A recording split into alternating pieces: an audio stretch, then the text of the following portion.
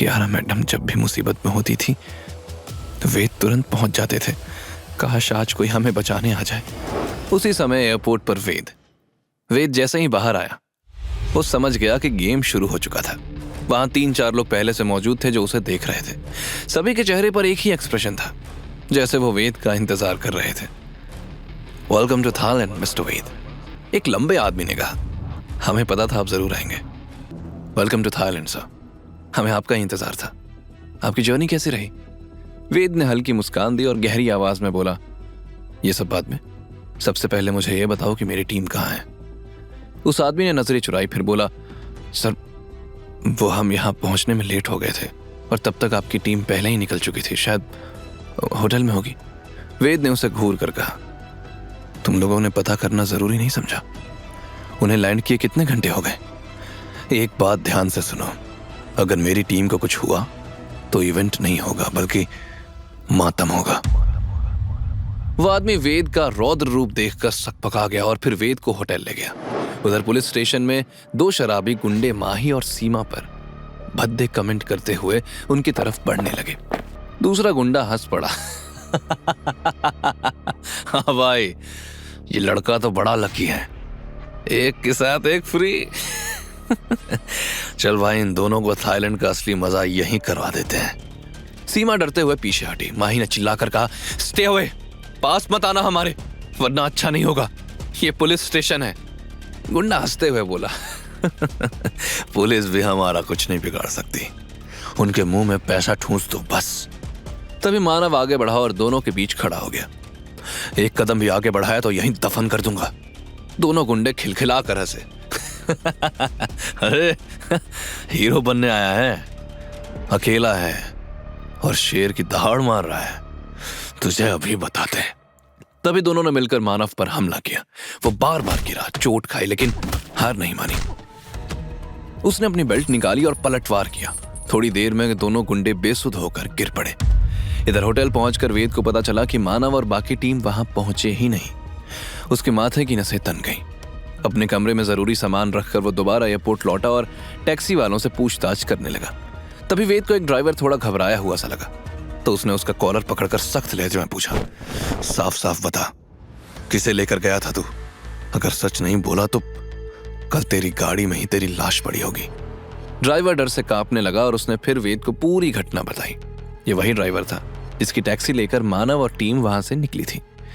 अब तक सुबह के 6 बज चुके थे। इधर जब पुलिस वाले सेल में झांकने आए तो दोनों शराबी बेहोश पड़े थे। वहीं एक कोने में मानव टूटी हुई बेल्ट पकड़े बैठा था। सीमा और माही थकी आंखों से उसे ताक ही रही थी। पुलिस वाला हैरान होकर बोला, ये सब तुमने अकेले किया? मानव ने कोई जवाब नहीं दिया। आखिर में पुलिस ने उन्हें रिहा कर दिया। लेकिन जैसे ही तीनों पुलिस स्टेशन से बाहर निकले और अपना सामान उठाया, अचानक एक आदमी मानव का सिल्वर ब्रीफकेस झपट कर भाग गया। मानव उसके पीछे दौड़ते हुए जोर से चिल्लाया, ए, कहां भाग रहा है? वो बैग मुझे वापस दे। आदमी पीछे मुड़कर मुस्कुराया और बैग दूर खड़े सूट बूट वाले शख्स की तरफ फेंक दिया। वही छोटे बालों वाला आदमी जिसने एयरपोर्ट पर उन्हें फंसाने की कोशिश की थी। मानव उसे पहचानते ही पीछे दौड़ा, लेकिन सीमा ने माही को पुलिस कंप्लेन करने का और खुद माही को लाइव लोकेशन शेयर करते हुए मानव के पीछे भागने लगा। कुछ दूरी पर वो छोटे बालों वाला आदमी गली में घुस गया और उसके पीछे जब सीमा वहां आई तो उन्होंने देखा कि दर्जन भर गुंडों ने मानव को चारों तरफ से घेर रखा है। तब सीमा ने चीख कर कहा, रुको, हमने पुलिस को बुला लिया है। छोटे बालों वाला आदमी ठहाका मारकर हंसा। बेवकूफ लड़की, तुझे पता है तू कहां है?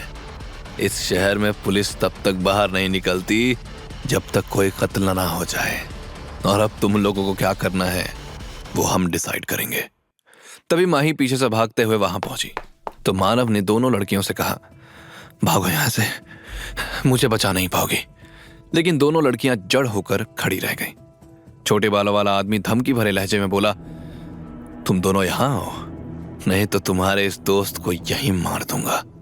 सीमा कांपते हुए आगे बढ़ी और बोली, तुम लोग ये सब क्या कर रहे हो?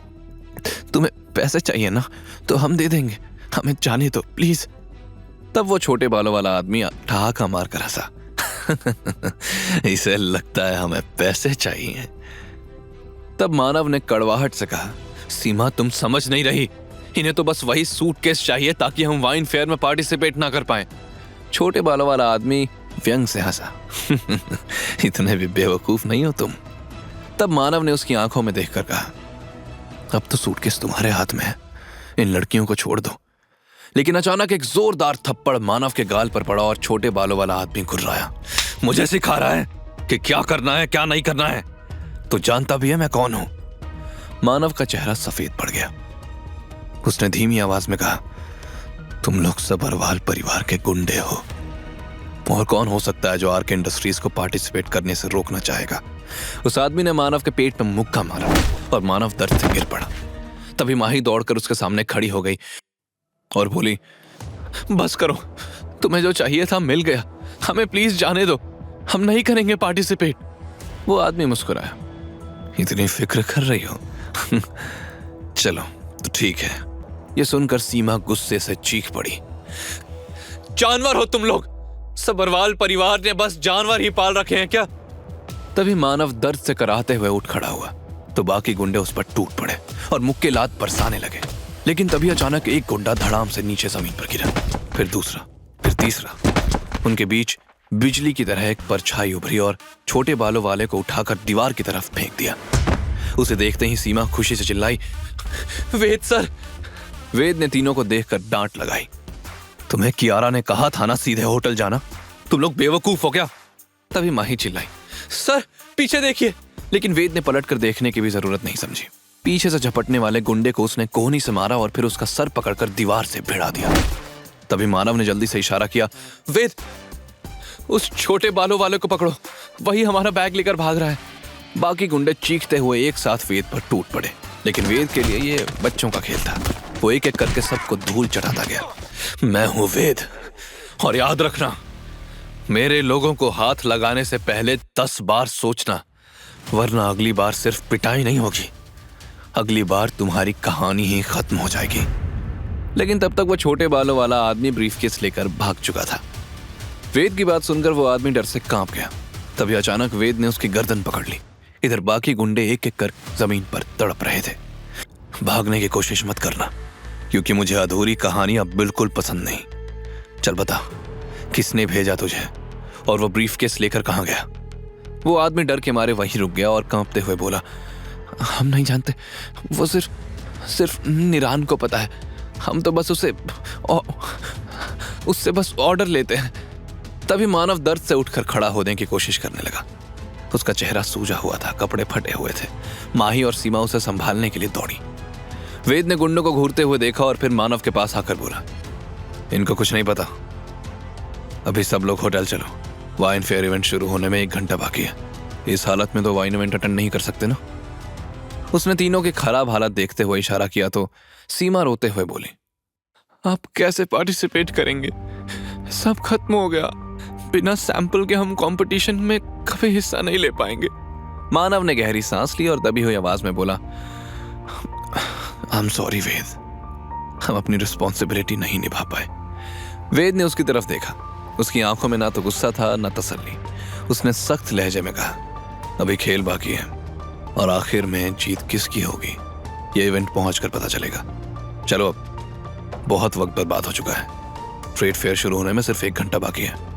आगे की कहानी जानने के लिए देखें अगला एपिसोड सिर्फ पॉकेट एफएम के YouTube चैनल पर, और के फॉर किंग के सारे एपिसोड्स को सुनने के लिए डिस्क्रिप्शन में दी लिंक से डाउनलोड करें पॉकेट एफएम ऐप।